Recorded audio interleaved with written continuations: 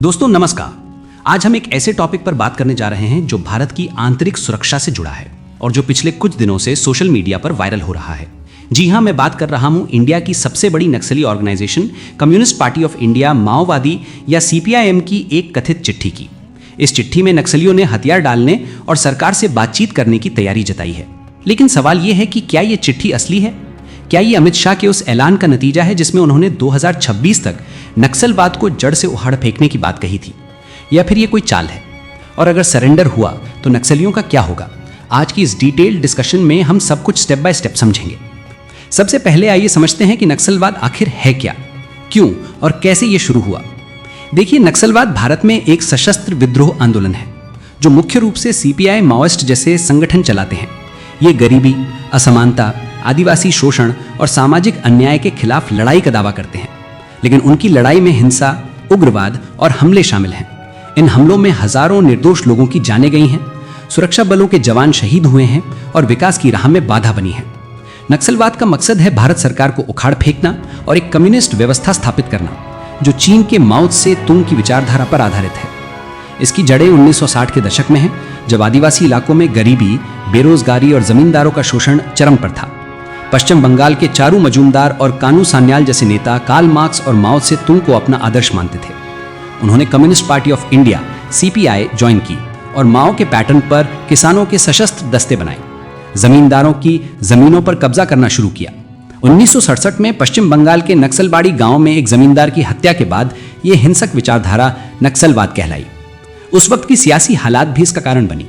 1960-70 के दशक में भारत में इमरजेंसी, गरीबी हटाओ जैसे नारे थे, लेकिन ग्रामीण इलाकों में कोई बदलाव नहीं आया।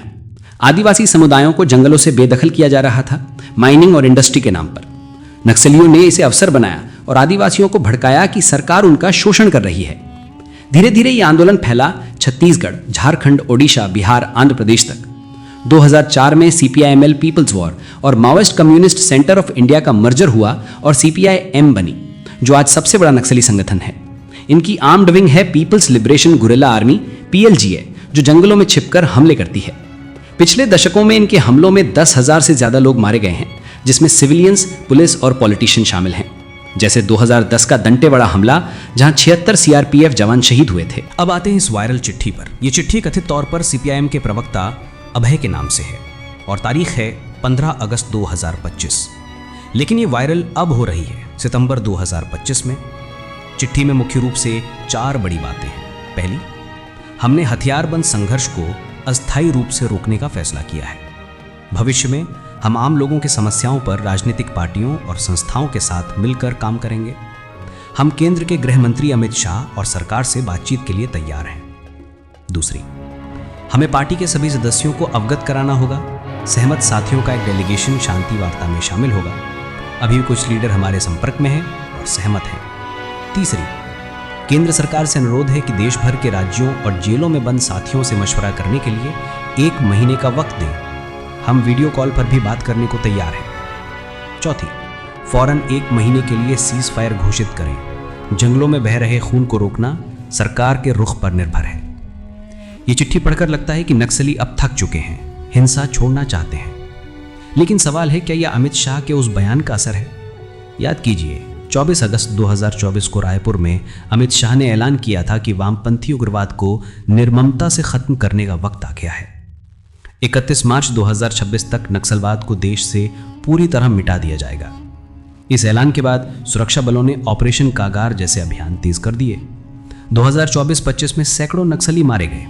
जैसे पी सुंदर राजन ने कहा कि 2024-25 में 350 से ज्यादा नक्सली मारे गए, जिसमें केंद्रीय समिति के 4 और राज्य स्तर के 15 सदस्य शामिल थे। 2025 में कम से कम 10 बड़ी मुठभेड़ें हुई। 4 जनवरी को आबुझमाड़ा जनरल में 5 नक्सली ढेर, 20-21 जनवरी को छत्तीसगढ़ उड़ीसा बॉर्डर पर 27, 9 फरवरी को बीजापुर में 31, 20 मार्च को दंतेवाड़ा बीजापुर बॉर्डर पर 26, 31 मार्च को तेलंगाना बीजापुर बॉर्डर पर 45 लाख इनामी महिला नक्सली, 15 मई को छत्तीसगढ़ तेलंगाना बॉर्डर पर 31, 21 मई को आबुझमाड़ा में 27, जिसमें 1.5 करोड़ इनामी बसवा राजू। अमित शाह ने बसवा राजू के एनकाउंटर पर कहा कि 3 दशकों में पहली बार इतने बड़े लीडर को मारा गया।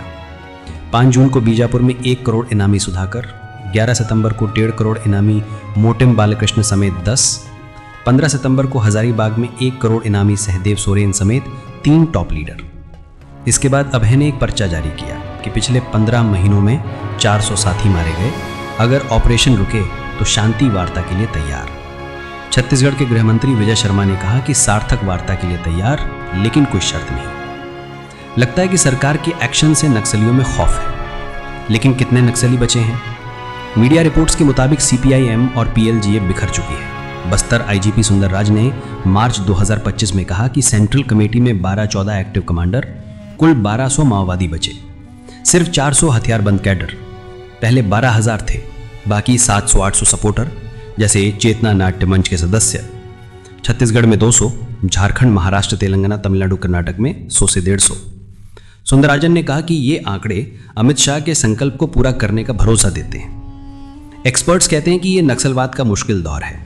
कई सरेंडर कर रहे हैं क्योंकि लड़ाई जारी रखना मुश्किल लगता है, लेकिन चिट्ठी की जांच हो रही है। सुंदरराजन ने कहा कि पर्चे की जांच के बाद फैसला। विजय शर्मा ने कहा कि अगर सही तो वरिष्ठ नेता तय करेंगे। क्यों जांच? क्योंकि अभय उर्फ वेणुगोपाल है और पहले सोनू नाम से चिट्ठी आई थी। क्रेडिबिलिटी पर सवाल। 2 सिनेरियो। पहला, माओवादियों में फूट, फोर्सेस चिट्ठी प्रचारित कर रही हैं ताकि कैडर हथियार डाल दें।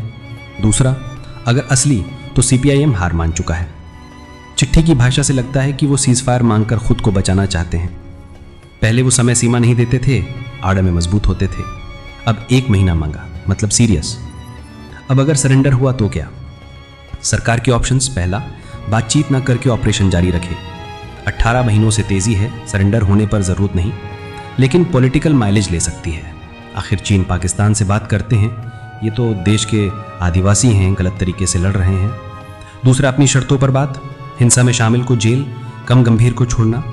बड़े लीडर को मुख्य धारा में, जैसे सीपीआई-एमएल ने किया। बिहार, छत्तीसगढ़ में विधायक हैं। आम आदिवासियों को मेन स्ट्रीम में लाना। सरकार ने 2 मोर्चों पर काम किया, सैन्य ऑपरेशन और डेवलपमेंट। 2017 में राजनाथ सिंह का समाधान प्लान, इंफ्रा, स्किल, एजुकेशन, बिजली, डिजिटल कनेक्टिविटी। 14,618 किलोमीटर सड़कें बनी, आईटीआई, एकलव्य स्कूल, बैंक खुले। क्या सिर्फ सीपीआईएम से नक्सलवाद खत्म? नहीं। छत्तीसगढ़ डीजीपी आरके विज ने कहा कि कंट्रोल पा सकते हैं, लेकिन हर नक्सली को नहीं मिटा सकते। नक्सलियों के पास ऑप्शन, लीडर बदलें या एक तरफा सीज फायर। 1967 का आंदोलन 1973 तक खत्म हुआ, लेकिन 40 साल बाद फिर उभरा। छोटे 17 माओवादी संगठन हैं। इतिहास में सरेंडर के बाद दूसरा ग्रुप एक्टिव हुआ। नक्सलवाद नए रूप में पनप सकता है। गांव में सरकार पर भरोसा बनाने में वक्त लगेगा। अब थोड़ा और डीप डाइव करते हैं। नक्सलवाद की हिस्ट्री में कई स्प्लिट्स हुए। 1969 में सीपीआई-एमएल बनी, लेकिन इंटरनल फाइट से टूट गई। 1980 में पीपल्स वॉर ग्रुप, 1990 में एमसीसी, 2004 का मर्चर बड़ा था, लेकिन अब फिर फूट। तेलंगाना स्टेट कमेटी ने अभय की चिट्ठी रिजेक्ट की। सोनू उर्फ मल्लोजू वेणुगोपाल ने दूसरी चिट्ठी जारी की, जिसमें आर्म्ड स्ट्रगल को रोकने के बाद, लेकिन देवूजी जैसे लीडर असहमत। 1 करोड़ इनामी, दोनों में क्लैश। अमित शाह ने सीज फायर रिजेक्ट किया, कहा सरेंडर करो, रेड कारपेट वेलकम मिलेगा। सीपीआई के डी राजा ने सीज फायर एक्सेप्ट करने को कहा। नक्सल प्रभावित इलाकों की हालत क्या? रेड कॉरिडोर में 10 राज्य प्रभावित थे, लेकिन अब सिमटकर 4-5 रह गए। विकास योजनाओं से बदलाव आया, जैसे एस्पिरेशनल डिस्ट्रिक्ट प्रोग्राम, जहां नक्सल इलाकों में हेल्थ, एजुकेशन सुधारा। लेकिन चैलेंज बाकी, आदिवासी अधिकार, फॉरेस्ट राइट्स एक्ट का इंप्लीमेंटेशन। अगर सरेंडर हुआ तो रिहेबिलिटेशन पॉलिसी महत्वपूर्ण। छत्तीसगढ़ में सरेंडर करने वालों को 25,000 रुपये, जॉब ट्रेनिंग, लेकिन कई सरेंडर के बाद फिर जंगलों में लौटे। फ्यूचर क्या? अगर सीपीआईएम खत्म हुई तो छोटे ग्रुप्स उभर सकते हैं। अर्बन नक्सलिज्म का खतरा, इंटेलेक्चुअल्स जो प्रोपेगेंडा फैलाते हैं। सरकार को डेवलपमेंट पर फोकस रखना होगा। अमित शाह का 2026 डेडलाइन पूरा होने पर भारत नक्सल मुक्त हो सकता है, लेकिन सतर्कता जरूरी। दोस्तों, ये थी पूरी स्टोरी। आपको क्या लगता है? कमेंट्स में बताएं, वीडियो लाइक शेयर करें, चैनल सब्सक्राइब करें।